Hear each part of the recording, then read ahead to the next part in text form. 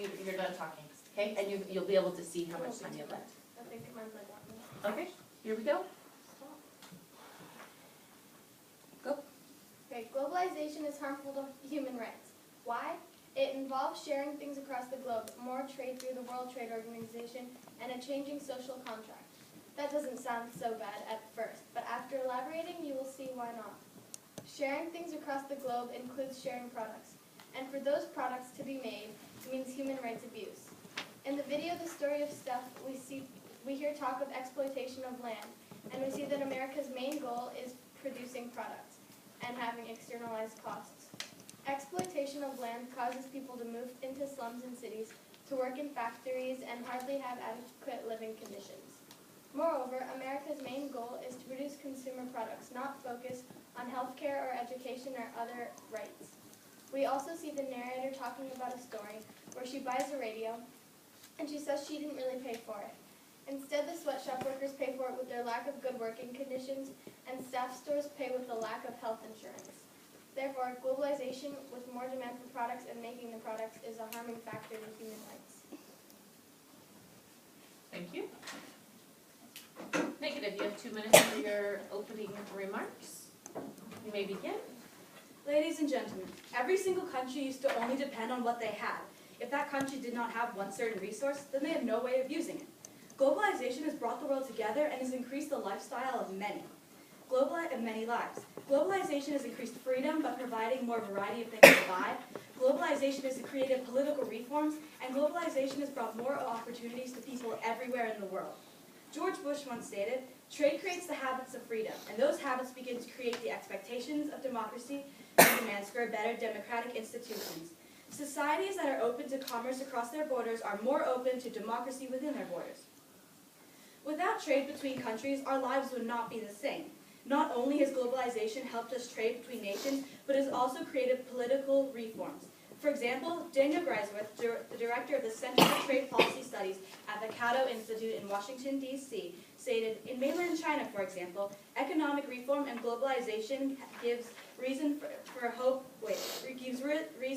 for political reforms for political reforms. In China, for example, economic reform and globalization gives reasons to hope for political reforms. After 25 years of reform and rapid growth, an expanding middle class is experiencing for the first time the independence of home ownership, travel abroad, and cooperation with other economic enterprise of free government control. The number of telephone lines, mobile phones, and internet users has risen exponentially in the past decades. Millions of Chinese students and tourists travel abroad each year. This can only be good news for the individual freedom in China and bad news for the government. This shows that globalization has given people the right to be free and to do what they want.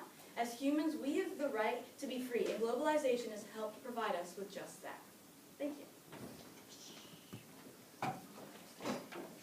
Okay, second speaker, you will have 2 minutes.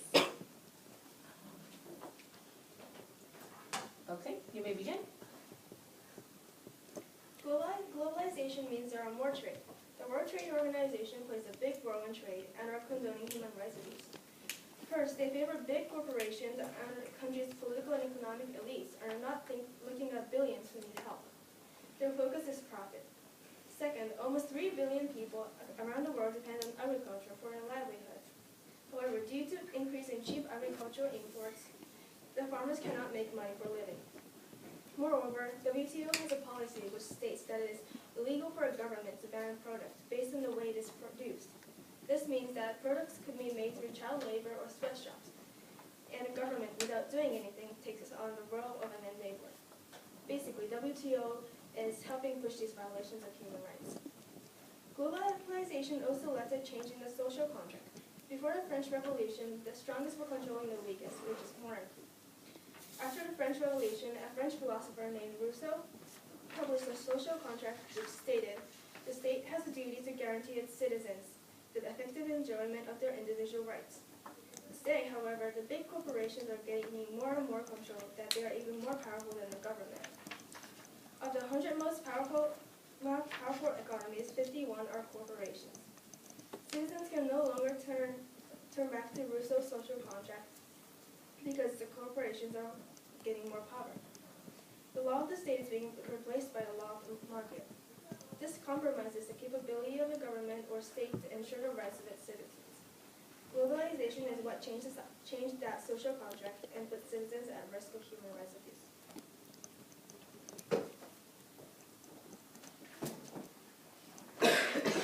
Sorry. Okay. You ready again? Without globalization, our world would not be the same. Globalization has provided us with the freedom to go out and buy the things we need, even if that item comes from somewhere else in the world. Let me ask you, out of everything you could own, how much of that stuff is solely produced in India? Our position says that because of globalization, people have to work in conditions that do not follow human rights. But think about this. Before there was globalization, these people did not even have these jobs. Most of the workers go to these factories by choice, and it is one of the best wages they can get. Maybe for people who live in America, it seems like very little money, but for people in underdeveloped countries, it is one of the highest wages they can get. The definition of human rights by Collins-Cabil Dictionary is, human rights are basic rights which many societies believe that all people should have. Our opponents have stated that globalization has violated human rights, but as you can see, here globalization has not violated human rights at all. Instead, globalization has improved the right of life and the right to work by giving people, all kinds of people in need of a job. They give all kinds of people a new job. But our opposition also said that because of globalization, some corporations have become stronger than governments, but this doesn't mean that they are willing to break all human rights laws. Like, for example, if a country is really powerful, it doesn't mean that they're going to start breaking all the laws and not letting people work for fair wages. Thank you. We'll have a 2-minute break right now for you to prepare your rebuttals. Those of you that are paying attention or that are watching the debate, please just be quiet so they have time to Can I see think. what they took notes on? Is it see what I mean? Because I don't think I get them.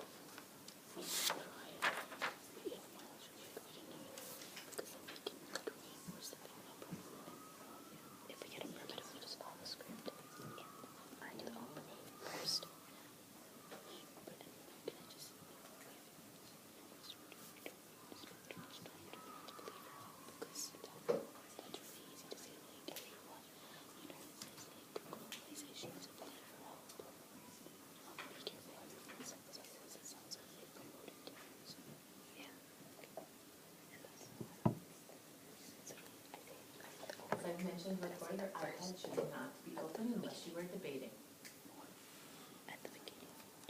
or taking notes on the topics, not working on your own operation. Maddie? What if you're taking notes on the paper that's on the iPad? Okay, we'll have 1 minute for rebuttals, and then we'll move straight into 1 minute for closing arguments. So affirmative, please approach the podium. So if you do open Affirmative. first, do the second Please approach the podium closing argument. and begin with your rebuttal.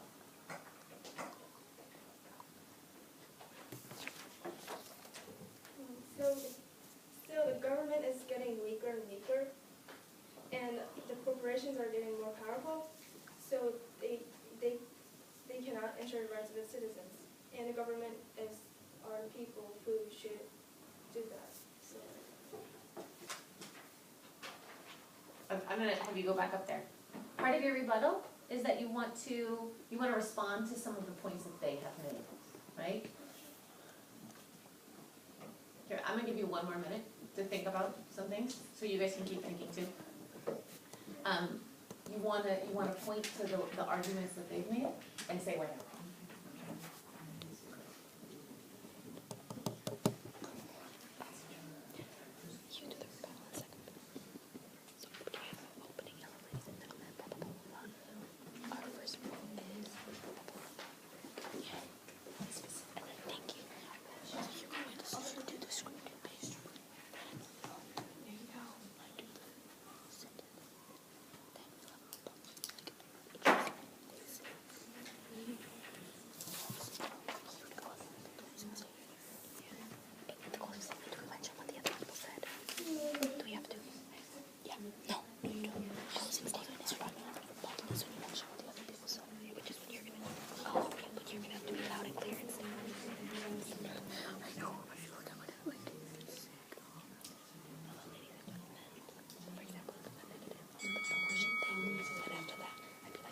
Okay, let's try again.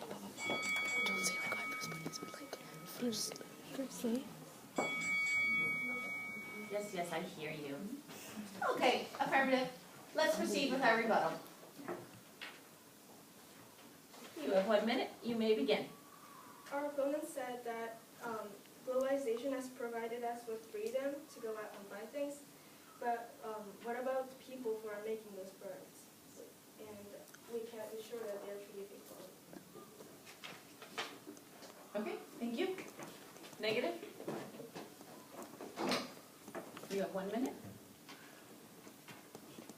Our opposition says that by making products that are made internationally by factories, that it means that automatically they are breaking all human rights.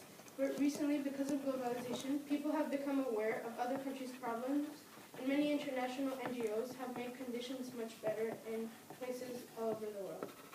Also, our opposition said that corporations are becoming more powerful than governments.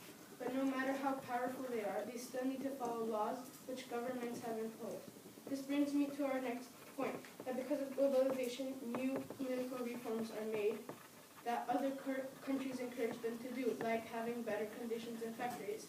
So because corporations are becoming stronger doesn't mean that they will make human rights, they will break human rights. Thank you. All right, we'll move into our closing arguments. Each side will have 1 minute. You may begin. Okay. As we have explained, globalization harms human rights because of how products are produced, and the World Trade Organization, who is only thinking about large corporations, and because the corporations are gaining more power than the government. Land is exploited to make more products, and people have to move to the cities. Doesn't it break your heart to think about billions of people across the globe who need help just because of trade in products? Doesn't it break your heart to think about people's rights being abused because of globalization? Do we really want to continue this? Thank you. Okay, closing remarks for the negative. The world is not perfect. There are poor people, there are people in need of jobs, there are people who are sick, and there's so on. The thing is, globalization has not in any way caused these things by violating people's rights. Instead, globalization has given people freedom, created political reforms, and given job opportunities to people everywhere in the world. People have not been forced to do anything. They make their own decisions for themselves based on what they think is best for them. Let me ask you, can you imagine a world without globalization today? Thank you. Okay, thank you very much. We can clap at the end of the debate. Okay, our closing and opening needs to be kind of shorter, I think. 'Cause I'm going to take a moment should be to just